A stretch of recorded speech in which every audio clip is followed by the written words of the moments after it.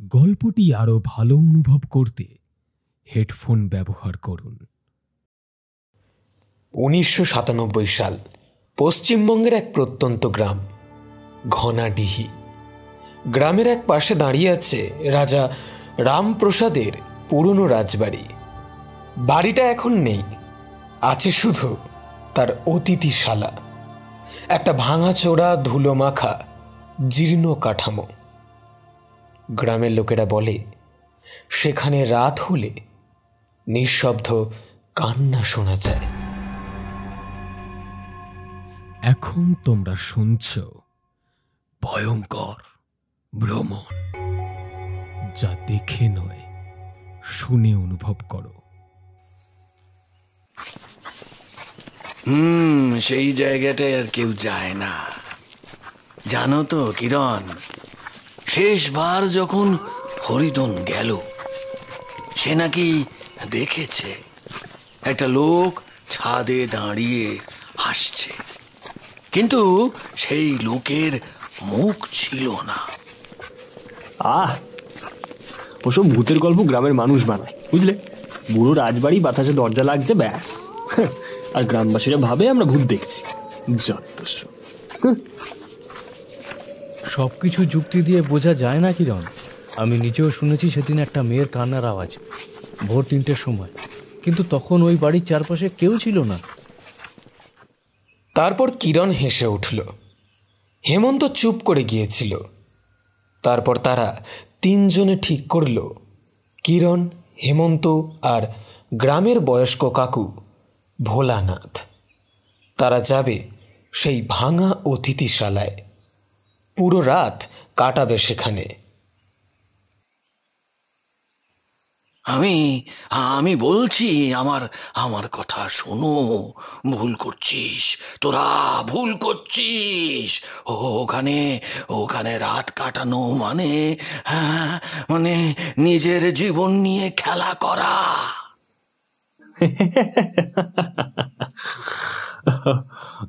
তাহলে তো আসল মজা সেইখানেই। চলো তাহলে গিয়ে দেখে আসি ওই নিঃশব্দ কান্নার গল্পটা কতটা সত্যি। তারা রওনা দিল, লণ্ঠন হাতে শুকনো রাস্তা পেরিয়ে ভাঙা অতিথিশালার দিকে। তাদের জানাও ছিল না তিনজন ঢুকছে, কিন্তু ফিরে আসবে কজন। তারপর তারা অতিথিশালার ভেতরে প্রবেশ করল। দরজাটা খুলতেই কেমন একটা বিকট আওয়াজ হলো। মনে হলো অনেক বছর ধরে এই দরজা কেউ খোলেনি।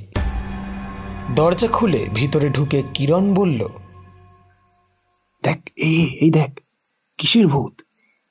এই তো পুরনো একটা ঘর রে। এইখানে তো বাস করা যেতেই পারে, কি বলিস? ওই দেওয়ালটার দিকে তাকিয়ে দেখ, কে যেন রক্ত দিয়ে কিছু লিখেছে মনে হচ্ছে। তাদের তিনজনের মধ্যে ভোলানাথ কাকু ইতিমধ্যেই কিছু একটা ছায়ামূর্তির মতন দেখে ফেলেছে, কিন্তু ভয়ে মুখ থেকে কোনো আওয়াজ বের করতে পারল না। রাত যত গাঢ় হবে, ওই কান্নার শব্দ তত স্পষ্ট হবে। কিরণ, হেমন্ত, বাঁচতে চাইলে চল বাড়ি ফিরে যা। আমার মনে হলো যেন কিছু একটা ছায়া মূর্তি মতন দেখলাম ওই ঘরটার ভেতরে। ভোলানাথের কথা শেষ হতে না হতেই ওই ঘরের দরজাটা নিজে নিজেই বন্ধ হয়ে গেল। দরজাটা এমনভাবে লাগলো কেন? হাওয়ায় না কেউ ঠেললো?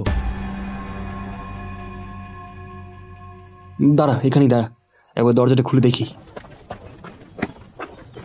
তারপর কিরণ ওই দরজার হাতল ধরে জোরে জোরে টানাটানি করতে থাকলো, কিন্তু কোনো মতেই দরজাটা খুলল না। বের হতে পারছি না তো, দরজাটা আটকে গেছে মনে হচ্ছে। তারপর দরজার বাইরে থেকে কাঁচ ভাঙার আওয়াজ শুনতে পাওয়া যায়।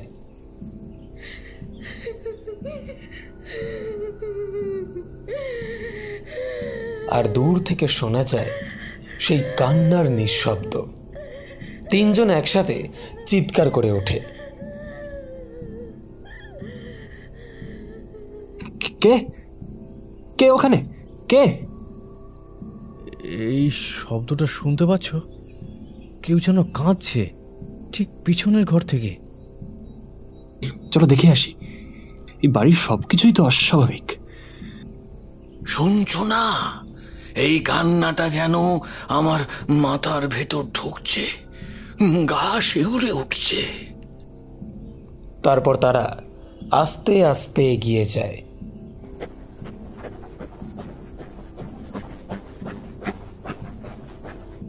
কিছুটা যেতেই তিনজনে থমকে দাঁড়িয়ে যায় আর দেখে ঘরের ভিতর কেউ নেই, শুধু একটা আয়না আর ভাঙা চেয়ার, আর ভেসে আসছে একটা বিশ্রী গন্ধ।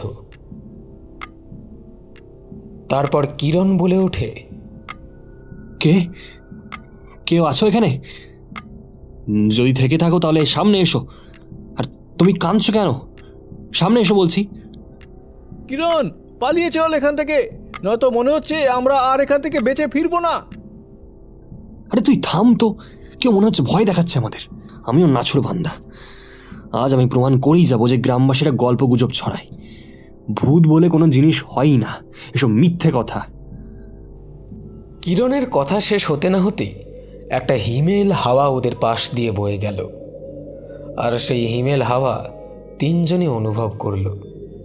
তারপর কিরণ পিছন দিকে ঘাড় ঘুরিয়ে দেখে কে যেন দাঁড়িয়ে আছে মাথা নিচু করে, আর সারা শরীর থেকে ফোঁটা ফোঁটা রক্ত পড়ছে। সে কাঁদতে কাঁদতে বলছে, বাঁচবি না, তোরা কেউ বাঁচবি না। আমি অনেক কষ্ট পেয়েছি, আমি বেঁচে থাকায় আমার কষ্ট কেউ দেখেনি।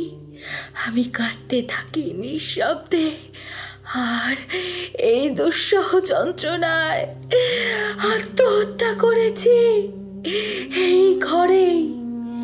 এই ঘরের ভেতর যে আসবে তারাও চিরকাল নিঃশব্দে কাঁদতে থাকবে।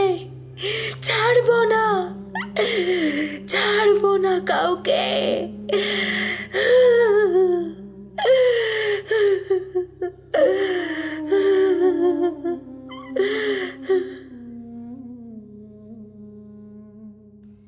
তারপর তারা তিনজনে একসাথে চিৎকার করে ওঠে,